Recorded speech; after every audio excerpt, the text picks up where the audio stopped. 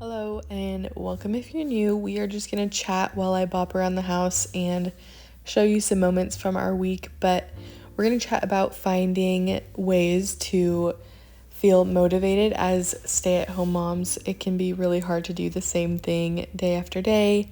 I know for myself that when I'm feeling burnt out, I can feel really irritable and just easily bothered by the littlest things and just feel like I can't think properly. So it's just really important to me to feel motivated to do things around the house and just do basic things. I read this study a while ago and it was talking about how women are affected by their environment and the way things look around them. And I know for myself that is so true, that when everything's messy or there's laundry piles everywhere and there's just a bunch of like random kid toys, but it just gets really overwhelming. So having set routines and motivation to do things is really important for me. When I do find myself in a rut or feeling burnt out, I take time to reflect on what matters and reevaluate the way I want our home to feel and the way I want to show up as a mom. And I honestly do this more often than you might think because it's just really easy for me to get off track and feel unmotivated. So I'm constantly going back to this idea of reevaluating things. It's just a good reminder and a great way to strengthen your values. I know something else that helps is just kind of surrounding yourself with the people who have the same values of either being stay-at-home moms or just moms who are just super hyper-focused on being intentional with the way they do things around their house and their home or interact with their kids. Listening to good podcasts that fill your heart with joy and contentment and not resentment or jealousy and things like that has been really helpful also. And while we're talking about being content, it is so helpful to unplug and just set your phone aside and get things done around the house.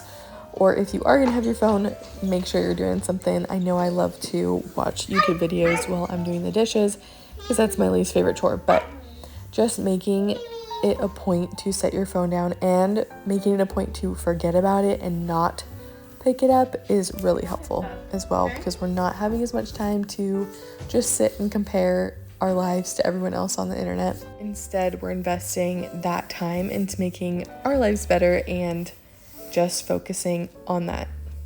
I know another thing can be the stigma of being a stay-at-home mom and people just thinking that we have like the luxury to do this, and in reality it's more of a sacrifice to be doing this because we do have to say no to XYZ and just like there's things we have to sacrifice for me being a stay-at-home mom, and I know it is 1000% worth it, but also just knowing that certain people are probably saying like maybe she should get a job so they can do so and so or whatever, but anyways, just strengthening your values on why you're staying home and being confident in that can help so much with the mental capacity that you have. I know that the fear of judgment of others can weigh down on us as stay-at-home moms and then in turn cause like judgment of self, but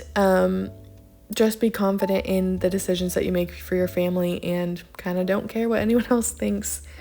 You know what's best for your family. Now, I'm a really bad example of this next one, but it's getting ready for the day, and I know I'm really cozy looking in all my videos, and that's because I dress really cozy when we're home.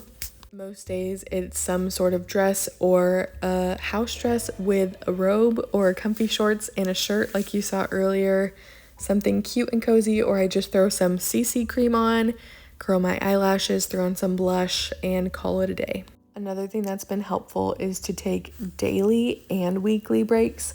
So daily breaks are super simple. It's as easy as making a fun drink and enjoying it while I sit outside watching the girls play, or just grabbing like a book I have or a magazine and flipping through it, sitting down and sewing for a bit in my little pockets of time, or planning a project, or just scrolling on Pinterest. I actually do have a video called The Importance of Rest as a Stay-at-Home Mom So go check that out if you want to hear more thoughts on that or just need some motivation to find rest. Having that rest day planned is everything, but to be able to have a rest day, I have days where I put in work.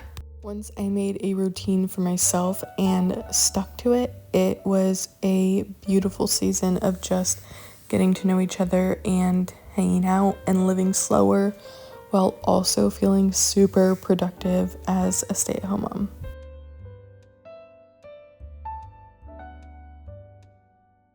So when you're looking to find motivation in motherhood, the key is being willing to make changes, whether that be small or big, like getting up earlier or going to sleep a little bit later to plan meals or making a set routine for your whole week. And most importantly, just remembering why you're going to be making changes and why you want to be better. And for me, that's my family, my biggest why and my biggest motivation to be as intentional as possible with my homemaking and housekeeping and my time. Thank you so much for watching. If you like videos like this, I hope you'd stick around and subscribe.